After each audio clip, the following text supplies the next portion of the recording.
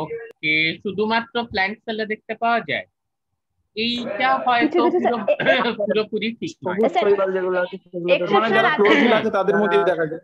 Chlorophyll ধারণ করে আর সূর্যালোক থেকে খাদ্য তৈরি করে। ওই তো ক্লোরোপ্লাস্টই ক্লোরোফিল ধারণে সাহায্য করে।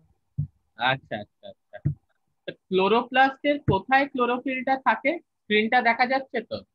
ক্লোরোপ্লাস্টের কোথায় ক্লোরোফিলটা থাকে? আমি যদি তোমাকে ক্লোরোপ্লাস্টের একটু আল্ট্রা স্ট্রাকচারটা দেখাই, এইটা আল্ট্রা স্ট্রাকচার ক্লোরোপ্লাস্টের, এটা দেখতে পাওয়া যাচ্ছে তো? এইখানে একটু আমাকে বলো তো কোথায় থাকে এই পুরো যে জিনিসটা আছে, এর মধ্যে কোথায় ক্লোরোফিলটা থাকে? স্যার গ্রানা। গ্রানা? গ্রানার কোথায়? সেটা জানি না স্যার। কে বলছে এটা? ইসমিনা বলছো না? হ্যাঁ স্যার। গলাটা কাট না না, আমি মানে এই জন্য জিজ্ঞেস করছি, আসলে তো গলার থেকে আমি চিনি না সবাইকে। আচ্ছা, ভেরি গুড ভেরি গুড। গ্রানার কোথায় থাকে জানো না? ফাইন, ওকে, ও ঠিক বলেছে, মানে ভুল তো বলেনি। যাই হোক, থাইলাকয়েড ইত্যাদি ব্যাপারে হয়তো শোনেনি, যার জন্য ইটস ওকে, নো প্রবলেম। এটা ঠিক কথা, জানো। এবার সালোক সংশ্লেষ। ক্লোরোপ্লাস্ট পড়তে গেলে আমাদের একটু সালোক সংশ্লেষের বেসিক একটা আইডিয়া থাকতে হবে, বা photosynthesis. Now what is this photosynthesis? কি, কে বলবে? মেঘাশ্রী বলবে। ফটোসিনথেসিস হচ্ছে সালোক সংশ্লেষ, যেটার মাধ্যমে সূর্যের মানে আলো নিয়ে খাদ্য উৎপাদনে সাহায্য করে। আচ্ছা আচ্ছা, মানে ব্যাপার হচ্ছে কি সোলার কুকার, তাই তো? তুমি বাড়ির ছাদে নিয়ে হ্যাঁ গিয়ে ভাতটা বসিয়ে দিলে এবং ভাতে একটা কাঠের ঢাকা দিয়ে দিলে, ভাত রান্না হয়ে গেল। এই সূর্যের আলো ইউজ করে খাদ্য উৎপাদন হয়ে গেল, সেই রকম ব্যাপার কি? স্যার সূর্যালোকের উপস্থিতিতে আচ্ছা, তার আগে একটা প্রশ্ন আমি করি। এই তোমাদের মধ্যে কেউ ইসমাইলদার গ্রাম থেকে রয়েছে? ইসমাইলদা আমাদের টিচার, পলিটিক্যাল সায়েন্সের টিচার, তিনি বলেছিলেন তার ওখান থেকে একজন স্টুডেন্ট ভর্তি হবে। কেউ রয়েছে? ইসমাইল শেখ স্যার, তার গ্রাম বা তার পরিচিত? স্যার তার গ্রামে না, কিন্তু পরিচিত, চিনি। কে তুমি? কে? ইক্সমিনা স্যার। ও আচ্ছা, তোমার কথাই বলছিলেন। আচ্ছা, মানে হ্যাঁ ওনার, স্যার। ওনার সঙ্গে কথা হয়েছিল, হ্যাঁ তুমি বলছিলেন। আমি তারপর ভাবলাম, তারপর আর ওনার সঙ্গে আমার সাক্ষাৎ হয়নি, তো সে ভর্তি হয়েছে কিনা আমি জানি না আর কি, তাই জন্য। হ্যাঁ, কন্টিনিউ করো, কি একজন বলছিল সালোক সংশ্লেষের ব্যাপারে, হ্যাঁ বলো। সূর্যালোকের উপস্থিতিতে গাছ কার্বন ডাই অক্সাইড ও সাথে জলের উপস্থিতিতে নিজেদের খাদ্য তৈরি করে আর কিভাবে অক্সিজেন। রান্না করে? না এই না, খাদ্যটা কিভাবে তৈরি করে? রান্না করে না? সূর্যালোকের উপস্থিতি। হ্যাঁ, তাহলে কি কি এক্স্যাক্টলি হয়?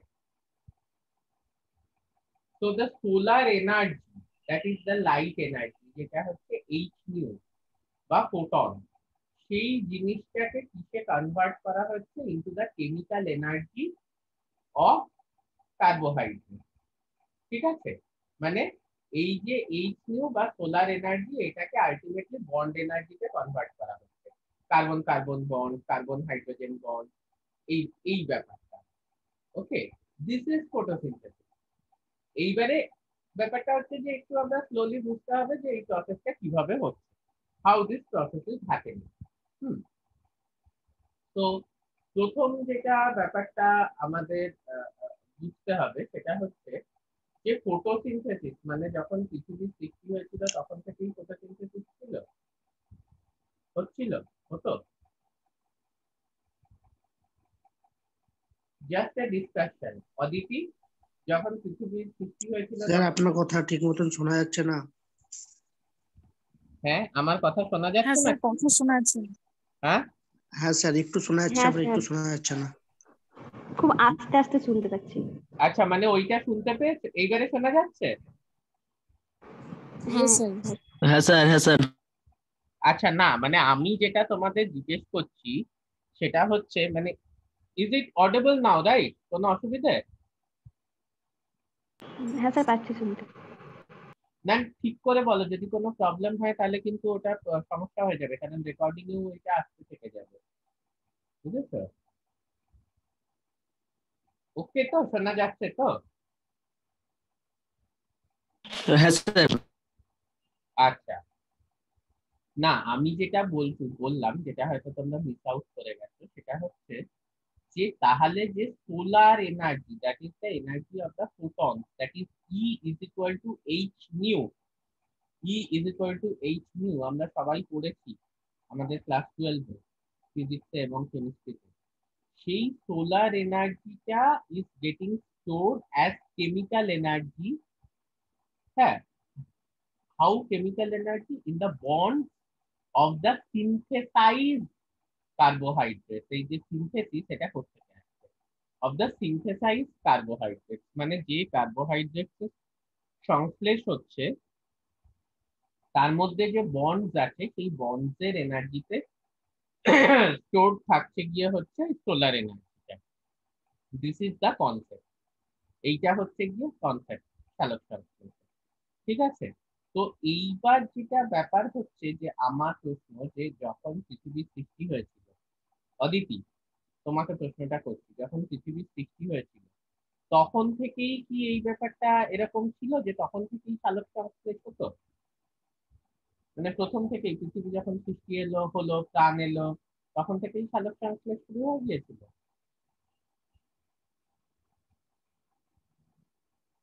Am I audible? কি হলো আজকে? হ্যাঁ স্যার শোনা যাচ্ছে। শোনা যাচ্ছে তো? তো এইটা অদিতি আমাকে উত্তর দেবে, আর তারপর সুনিতা উত্তর দেবে, এই দুজন উত্তর দেবে। স্যার আমার কথা কেটে যাচ্ছে। আমি তো পরিষ্কার শুনতে পাচ্ছি তোমার কথা, বলো। স্যার আরেকবার কোয়েশ্চেনটা বলুন।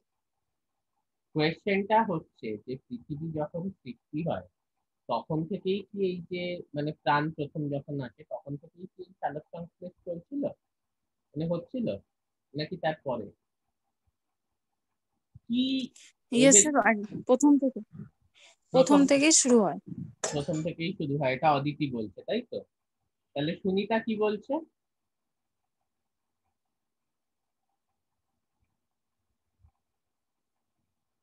সুনিতা নেই ক্লাসে? হ্যাঁ স্যার, প্রথম থেকেই শুরু হয়। প্রথম থেকেই শুরু হয়। সবাই এটা এগ্রি করছো? উৎসাহ, তুমি এগ্রি করছো? না স্যার, আমার মনে হচ্ছে মানে মানে হয় না সেটা হবে, কারণ প্রথমে তো অক্সিজেন ওরকম ফ্রিলি পাওয়া যেত না, তাহলে তো মানে সালোক সংশ্লেষ প্রক্রিয়াটা চলবে কি করে? মানে যে ডার্ক রিয়াকশন আর লাইট রিয়াকশন, দুটো রিয়াকশন হয় কিন্তু ফটোসিনথেসিসে, সালোক ওটা সংশ্লেষের জন্য তো আমাদের অক্সিজেনের দরকার নেই। সালোক সংশ্লেষে অক্সিজেন উৎপন্ন হয়। অক্সিজেনের দরকারটা কোথায় আছে? মানে সালোক সংশ্লেষ হওয়ার জন্য কি কার্বন ডাইঅক্সাইড দরকার আছে? তো মানে আমার তো অক্সিজেন উৎপন্ন হয়। প্রথমে হচ্ছে সেইটা, আর দ্বিতীয় হচ্ছে যে এইটা তোমাকে কে বললো যে অক্সিজেন পাওয়া যেত? মানে পৃথিবী যখন শুরু হয়েছিল তখন অক্সিজেন ছিল না কোথাও? স্যার মানে ফ্রিলি তো থাকতো না, মানে আমরা ওই যে পড়েছিলাম হট ডাইলিউট স্যুপ, হ্যাঁ, ওইগুলোতে তো মানে ওখানে যে এক্সপেরিমেন্ট গুলো করা হয়েছিল ওখানে তো মানে সেক্ষেত্রে তো পাওয়া যেত বলো না। না, কিন্তু অক্সিজেন যদি না থাকতো তাহলে কার্বন ডাই অক্সাইডেও তো CO2, ওয়াটারে H2O, এই ও গুলো কোত্থেকে এলো? এগুলো তো অক্সিজেন, তাই না?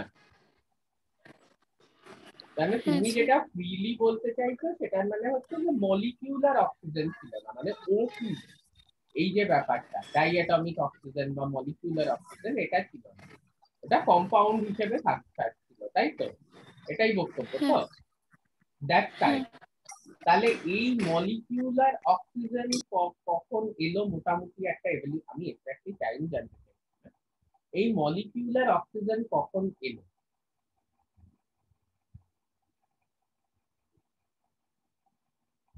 When did this molecular oxygen came into existence?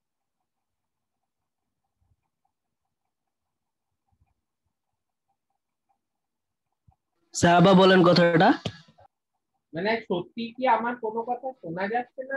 তাহলে সেটা পরিষ্কার করে বলো। স্যার মাঝে মাঝে কেটে যাচ্ছে, তার জন্য বলছি। ও আচ্ছা, না আমি সেটাই জিজ্ঞেস করছি, তাহলে তো আমাকে কানেকশনটা চেঞ্জ করতে হবে। ইয়েস, আমি বলছি যে এই মলিকিউলার অক্সিজেন এটা মানে কিভাবে এলো, how did it gate evolve, ওটাই জানতে চাই। স্যার বলতে তো পারছি না। ওকে, আচ্ছা ফাইন। দেখো, মলিকিউলার অক্সিজেন তখনই ইভলভ করে যখন আর কি ফটোসিনথেসিস স্টার্ট হয়। তো ইট ইজ এভিডেন্ট যে প্রথমেই কিন্তু ফটোসিনথেসিস স্টার্ট হয়নি। ঠিক আছে, প্রথমে যখন আর্থে লাইফ আসে, মানে পৃথিবীতে লাইফ আসে, তখনই কিন্তু ফটোসিনথেসিস স্টার্ট হয়নি। তো there is a evolution of photosynthesis, যার জন্য আমাদের সবার আগে বুঝতে হবে যে এই যে ফটোসিনথেসিসটা, এটা প্রথমে কারা করে, কোন অর্গানিজম করে। এই যে তোমরা বললে যে ক্লোরোপ্লাস্ট প্লান্ট সেলে থাকে, তো প্লান্ট তো এভলিউশনারি অনেক পরে এসেছে। হ্যাঁ, আমরা যদি দেখি তাহলে এইভাবে যদি একটু টাইম স্কেলে ভাবি on the basis of evolution, তাহলে অক্সিজেন এভলিউশন অনেক আগে হয়েছে, প্লান্ট কিন্তু তার অনেক পরে এসেছে, তাই তো? মানে ফটোসিনথেসিস রাদার স্টার্ট অনেক আগে হয়েছে, প্লান্ট ট্রু সেন্সে আমরা যেটাকে প্লান্ট বলে থাকি, ব্রায়োফাইট, টেরিডোফাইট, জিমনোস্পার্ম, অ্যাঞ্জিওস্পার্ম, তারা কিন্তু অনেক পরে এসেছে। ঠিক আছে, তার মানে the initial organisms which did photosynthesis were not plants. So the initial organisms which possess the chloroplast-like organelles, the organisms, the first organisms or the primitive organisms which possess chloroplast-like organelles were not plants. তাহলে সেগুলো এই এই এই এই এই যুক্তিটা কি বোঝা যাচ্ছে?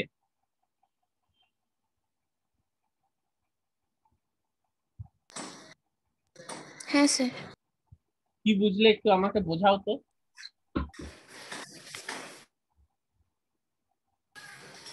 স্যার মানে অক্সিজেন যদি মানে প্লান্ট যদি আগে মানে পরে সৃষ্টি হয় তাহলে তো সেই সময় অক্সিজেন না থাক মানে প্লান্ট তো ছিল না, তাহলে অক্সিজেন কিভাবে প্রডিউস হলো সেটাই। হ্যাঁ, মানে আমরা যদি সিকোয়েন্স অফ ইভেন্ট দেখি, তাহলে এভলিউশন অফ অক্সিজেন মানে অক্সিজেন যে প্রোডাকশনটা হলো, সেটা একেবারে আমরা যেটা বুঝতে পারছি যে মলিকিউলার অক্সিজেন পৃথিবী শুরু হওয়ার সাথে সাথেই আছে, এটাকেও প্রি অক্সিজেন বলছিল। এইবারে উইথ টাইম কিন্তু মলিকিউলার অক্সিজেন ইভলভ করেছে, মানে ফটোসিনথেসিস শুরু হয়েছে। কিন্তু এই যে with time molecular oxygen produce হচ্ছে, that is much before the advent of plants, what we call plants in the true sense of the term. Okay, what we call plants in the true sense of the term. তাদের আসার আগে কিন্তু অনেক আগে molecular oxygen চলে এসেছে, মানে photosynthesis হয়েছে। তার মানে ক্লোরোপ্লাস্ট লাইক অর্গানেলিস এটা কিন্তু প্লান্টে প্রথম পাওয়া গেছে তা নয়, এটা কিন্তু প্লান্টের অনেক আগের থেকেই these were existent। ঠিক আছে, প্লান্টস এর ইভলিউশনের অনেক আগের থেকেই these organelles were existent। হ্যাঁ বলো। কিছু সায়ানো ব্যাকটেরিয়ার জন্য অক্সিজেন এভলভ হয়েছিল তার আগে, রাইট, এরকম একটা পড়েছিলাম। হ্যাঁ রাইট, তার মানে এই cyanobacteria they were capable of photosynthesis, তাই তো? They were capable of photosynthesis, absolutely correct. Okay, cyanobacteria they are capable of photosynthesis. শুধু তা নয়, আমরা জানি ইভেন অনেক প্রোটিস্ট আছে, ঠিক আছে, এই যে প্রোটিস্ট আছে, সেই প্রোটিস্টরাও কিন্তু এই ধরনের ফটোসিনথেসিস করতে পারে, like euglena. Okay, so algae obviously they can photosynthesize, মানে ম্যাক্সিমাম যে এই যে অক্সিজেন ইভলভ হচ্ছে, হ্যাঁ, these are due to the photosynthesis by not only by plants but also by these algae and all. So chloroplast and photosynthesis এই দুটোকে same ভাবে বলা কিন্তু যাচ্ছে না। ঠিক আছে, এইগুলো আমি এই জন্যই বলতে চাইছি, একটু টাইম স্কেলটা আমাদের বুঝতে হবে, কারণ ক্লোরোপ্লাস্ট আমরা ইন আইসোলেশন তো করতে পারবো না, আমাদের পুরোটাই ফটোসিনথেসিসের রেসপেক্টে করতে হবে। তাহলে ইজ দেয়ার আ পসিবিলিটি যে এই যে ক্লোরোপ্লাস্ট এটা এক সময় একটা ইন্ডিপেন্ডেন্ট অর্গানিজম ছিল, যেটা ভবিষ্যৎকালে সেলের মধ্যে ঢুকে একটা ডিপেন্ডেন্ট অর্গানেল হয়ে গেছে? Is it possible? আমার যুক্তিটা বোঝা গেল যে এই ক্লোরোপ্লাস্টটা একসময় একটা ফটোসিনথেসাইজিং ব্যাকটেরিয়া ছিল, মানে এই ব্যাকটেরিয়া উইচ কুড ফটোসিনথেসাইজ। তারপরে উইথ প্যাসেজ অফ টাইম কি হয়েছে, এই ক্লোরোপ্লাস্টটাই আস্তে আস্তে সেলের মধ্যে ঢুকেছে এবং এটা একটা সিম্বায়োটিক অ্যাসোসিয়েশনে থাকতে শুরু করেছে উইথ দ্য ইউক্যারিওটিক সেল, যে আমি তোমার জন্য ফটোসিনথেসিস করে খাবার সিনথেসাইজ করে দিচ্ছি, ওকে, বা ম্যাক্রোমলিকিউল সিনথেসাইজ করে দিচ্ছি, বদলে তুমি আমাকে প্রোটেকশন দেবে, থাকতে দেবে, আমার জন্য সব যা নিউট্রিয়েন্ট সেগুলো অ্যাবজর্ব করে দেবে। আমার কথাটা বোঝা যাচ্ছে যেটা বলছি? Yes sir. কি বুঝলে একটু বলো। স্যার আপনি বললেন যে মানে ক্লোরোপ্লাস্টটা আগে হয়তো এরকম নোশন হতে পারে যে আগে হয়তো ক্লোরোপ্লাস্ট একটা ফটোসিনথেটিক ব্যাকটেরিয়া ছিল, ওকে, যেটা পরে উইথ টাইম যেটা আবার প্ল্যান্টস এর মধ্যে আশ্রয় নেয়, দিয়ে তারপরে বলে যে আই উইল মানে ইউক্যারিওটিক আমি সেলের ফুড, মধ্যে আশ্রয় নেয়, ইউক্যারিওটিক হ্যাঁ সেলের দিয়ে মধ্যে। তারপরে হুম, দিয়ে ও মানে ফুড প্রডিউস করবে হ্যাঁ, অ্যান্ড ওর জায়গায় শেল্টার পাবে ওখানে। ওর জায়গায় ও শেল্টার পাবে ওখানে, প্লাস ফুড প্রোডাকশনের জন্য যে minimal raw materials etcetera required, সেগুলো কিন্তু একটা ইউক্যারিওটিক সেল ওকে প্রোভাইড করবে, because the cell can basically absorb from its surrounding. So this is kind of a notion, যেটা কিন্তু ক্লোরোপ্লাস্টের এভলিউশনে খুব দরকার, মানে খুব ইম্পর্টেন্ট। তো chloroplast is kind of a semi autonomous organism, মানে ওর হয়তো কোনো কালে একটা অটোনমি ছিল মানে ও একটা আলাদা প্রোক্যারিওটিক ব্যাকটেরিয়া ছিল, যেটা কিন্তু ফটোসিনথেসাইজ করতে পারতো, বাট উইথ টাইম যেটা হলো, ও আস্তে আস্তে শেল্টার নিল একটা মিউচুয়ালিস্টিক অ্যাসোসিয়েশন, সিম্বায়োসিস তো বলবো, বাট এটাকে আরো বেটার ভাবে বলবো যে একটা মিউচুয়ালিস্টিক অ্যাসোসিয়েশনে থাকতে শুরু করলো উইথ ইউক্যারিওটিক সেল। এটা বোঝা যাচ্ছে অভিষেক? হ্যাঁ বলো। স্যার এমন হ্যাঁ, কি হলো যে ওই ব্যাকটেরিয়া গুলো যেগুলো ক্লোরোপ্লাস্ট ক্যারি করতো ওইগুলো ইউক্যারিওটিক প্ল্যান্ট সেলে ঢুকলো, ইউক্যারিওটিক অ্যানিমাল সেলে ঢুকলো না, কারণ কি এটা, স্যার? হ্যাঁ বলো বলো, অফকোর্স কন্টিনিউ। কারণ কি? আমি আচ্ছা, ইউ বললাম আর asking me, okay fine. Okay, কারণ হচ্ছে যে তুমি যে অ্যাঙ্গেল থেকে দেখছো এটা হচ্ছে একটা উল্টো অ্যাঙ্গেল, মানে সিকোয়েন্স অফ ইভেন্টসটা এটা হয়েছে যে ক্লোরোপ্লাস্টটা একটা ইউক্যারিওটিক সেলে ঢুকেছে এন্ড ভবিষ্যতে that evolved into a plant cell, okay, that evolved into a photosynthesizing sell.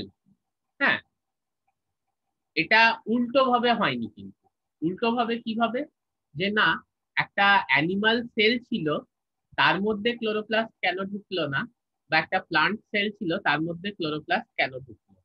আমরা যদি এভলিউশনারি পার্সপেক্টিভে দেখতে যাই, তাহলে জিওলজিক্যাল টাইম স্কেলে আমরা দেখব এই যে ক্লোরোপ্লাস্টের একটা endosymbiotic association, let me use this term, ঠিক আছে, এই যে ক্লোরোপ্লাস্টের একটা এন্ডোসিম্বায়োটিক অ্যাসোসিয়েশন, এই অ্যাসোসিয়েশনটা কিন্তু প্লান্ট বা অ্যানিমাল এটা টু সেন্সে শুরু হওয়ার আগে, এন্ড ট্রাস্ট মি, এটা খুব বেশি যে আমরা যে ট্রু প্লান্টস বা ট্রু অ্যানিমালস বলি, এরা কিন্তু খুব বেশি আগে শুরু হয়নি, তার অনেক আগে এই ইভেন্টস গুলো কিন্তু ঘটে গেছে।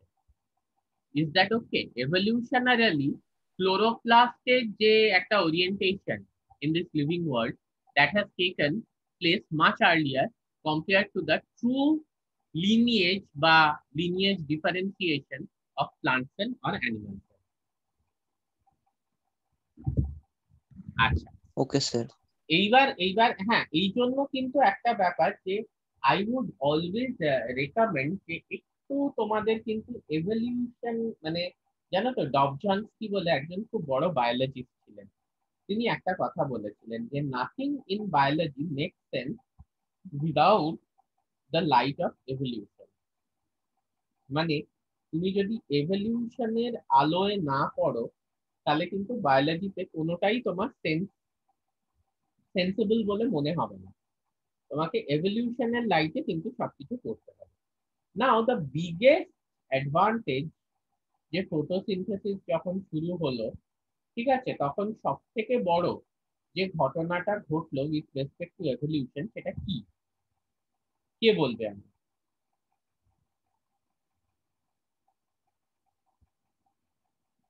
and what is this photosynthesis, this chemosynthesis? এর মানেটা কি? এর বেসিক্যালি মানেটা কি? ফটোসিনথেসিস, কেমোসিনথেসিস, এই কথাগুলোর এক্স্যাক্টলি মানে what are the meaning of this term? Any one of you, it's not অভিষেক বলবে আমাকে। এটা তো ইন্টারঅ্যাকশন, এটা কোনো লেকচার দেওয়া হচ্ছে না, জাস্ট ইন্টারঅ্যাকশন। যে এই কথাগুলোর মানে কি? ফটোসিনথেসিস, কেমোসিনথেসিস, এগুলোর মানে কি? অভিষেক আছো? হ্যাঁ স্যার। হ্যাঁ বলো তো, এই যে কথাগুলো, এগুলোর মানে ফটোসিনথেসিস, কেমোসিনথেসিস, এগুলোর মানে? এগুলো ইভলিউশন কে ইন্ডিকেট করছে? না না, সেটা তো ঠিক আছে, আমি জিজ্ঞেস করছি সিম্পলি, আমি যদি তোমাকে বলি যে হোয়াট ইজ ফটোসিনথেসিস, দেখো এখন তো আর ডেফিনেশন লিখতে হবে না তোমাকে, ধরো কোনো একজন লোককে বোঝাতে হবে, সে জানে না যে ফটোসিনথেসিস, কেমোসিনথেসিস এই কথাগুলো কি, এগুলো কি মানে কি কথাগুলো, বা এই দুটোর মধ্যে ডিফারেন্স কি বা কি, ফটোসিনথেসিস আর কেমোসিনথেসিস? হ্যাঁ অভিষেক? হ্যাঁ স্যার, ফটোসিনথেসিস মানে সূর্যালোকের উপস্থিতিতে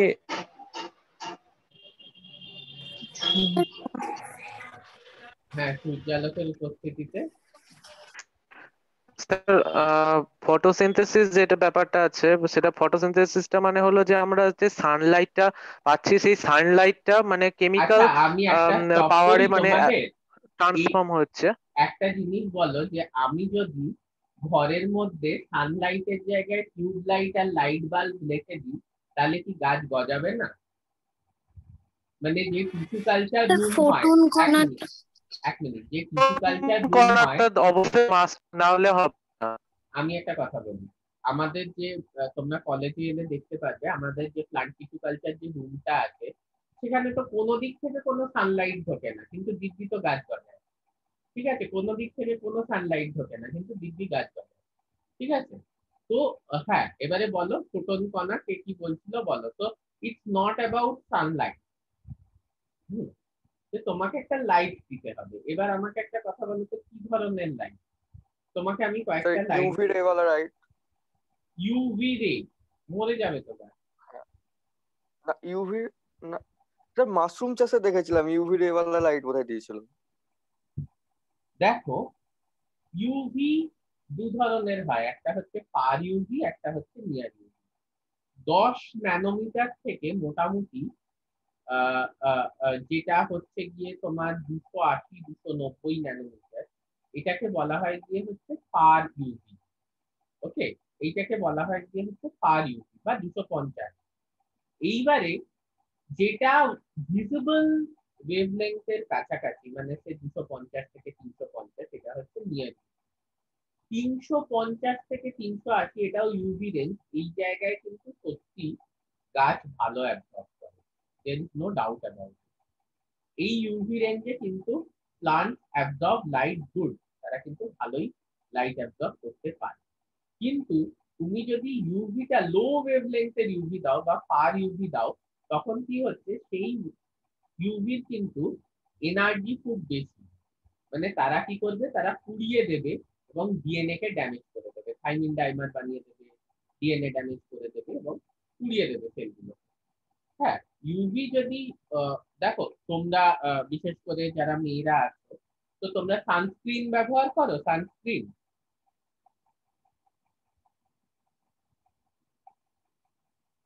কেউ ব্যবহার করো না? এটা সত্যি বললে? গুড। আচ্ছা, তাহলে ছেলেরাই ব্যবহার করো। আমাকে ছেলে মেয়ে নির্বিশেষে বলো যে এই যে তাতে এসপিএফ থাকে, এসপিএফ 40, এসপিএফ 60, এগুলো কি? স্যার সান প্রোটেকশন ফ্যাক্টর যেটাকে বলে হ্যাঁ, SPF সান প্রোটেকশন ফ্যাক্টর। এগুলো কেন স্যার লাগে? ওটা হ্যাঁ মানে বলো। ওটা কি যে গুণ করতে 12 ইনটু কি একটা দিয়ে গুণ করতে দিয়ে একটা টাইম লিমিট থাকে যে অতক্ষণ ওই প্রোটেকশন দেবে, এরকম কিছু একটা ব্যাপার থাকে। হ্যাঁ, প্রোটেকশন দেবে এবং এই প্রোটেকশনটা মেনলি ওরা কিন্তু নিয়ার ইউভি থেকেই দেয়। ফার ইউভির ওয়েভলেন্থ অনেক কম, তার থেকে প্রোটেকশন দেওয়ার ক্ষমতা ওদের নেই। বাট স্টিল এগুলো আমরা মুখে লাগাই কেন? যে ইউভি রেডিয়েশন আমাদের মুখে যদি প্রচুর লাগে আস্তে আস্তে আমাদের স্কিনটা ফুলে যাবে এবং ডিএনএ ড্যামেজ।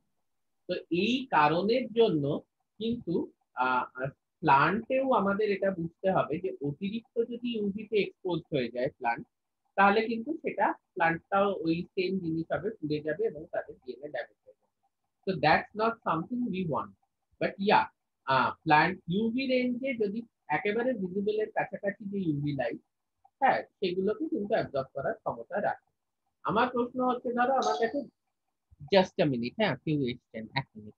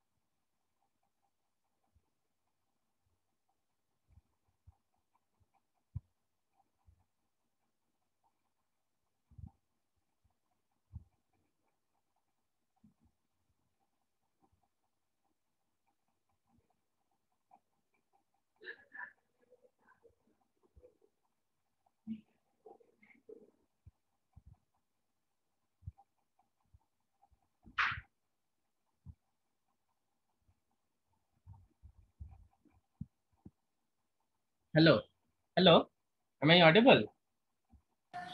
হ্যাঁ স্যার। ভেরি সরি, অ্যাকচুয়ালি একজন বয়স্ক লোক আমাদের বাড়ির উল্টো দিকে থাকেন, তিনি একটু এসেছিলেন, তো তাকে না বলা যায় না।